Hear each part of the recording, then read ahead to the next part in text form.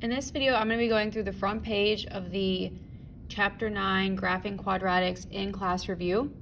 So the first two problems that ask us to find the roots. Remember, roots just means the x-intercept. So if you're looking at this function here, this quadratic function, you're just looking to see where does that parabola cross the x-axis. I can see that it crosses here at -5 and then also here at 1.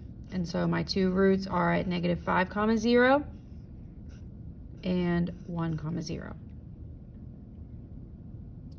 Now on this example, we see that we only have one root here at -4, or 1, 0, I guess. Roots, zeros, those both just mean x-intercepts. And that's okay. Remember, you can either have two roots, two zeros, one root, or no roots, just meaning it doesn't touch the x-axis at all. So either 2, 1, or none. In the next couple of examples that ask us to find the vertex and the axis of symmetry. So looking at the graph here, I can easily spot the vertex. It's this point right here. It's either going to be your highest point or your lowest point, depending on which way the graph is facing, which way the function is facing. And then the vertex is going to be an ordered pair there. So if I start at the origin, I go over 1 up to 4. So my vertex is at 1, 4. The nice thing about knowing the vertex is that we also know the axis of symmetry, because our axis of symmetry is going to be the x value of the vertex. So x equals 1. Remember, you want to have that x equals there on that axis of symmetry because it's a vertical line that you're talking about. We can also see that we have a maximum point at the vertex. Maximum just means the highest point, okay, like the peak of a mountain. This other example here, this one is facing up, opening up, so it looks a little bit different than this one. We see our vertex is here at the very bottom of our parabola, and then it is at the ordered pair. If I start at the origin, I go back 1, 2, 3, 4, so back to -4, and then down to -1, so -4, -1.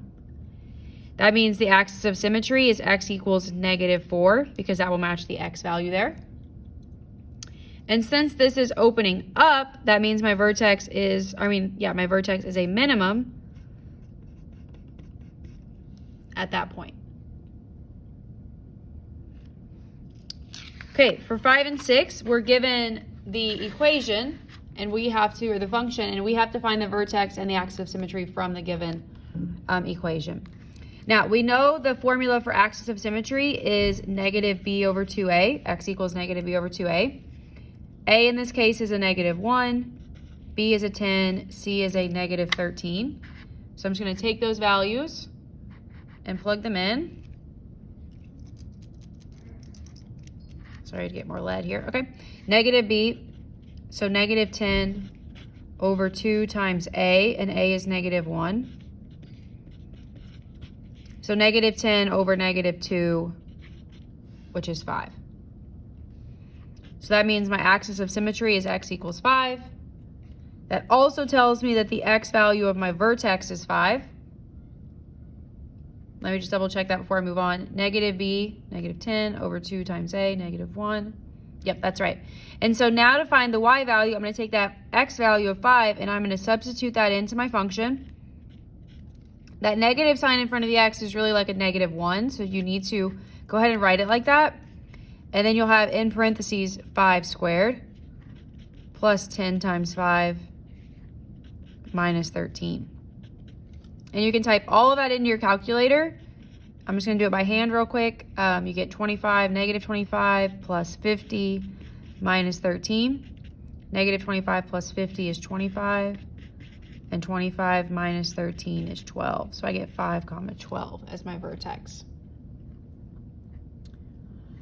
6 is a little different. This one was in standard form. Now we're in factored form. Now we've done this a couple of different ways in class. One way that we did it was we distributed, or we FOILed this, these two factors. And when we FOILed it, we got it back into standard form. And then once it's in standard form, I can just use this -b/2a formula. So that's how we've been doing it in class.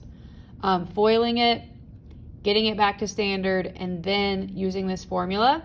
Another way that you could do it is you could use this factored form to find the roots.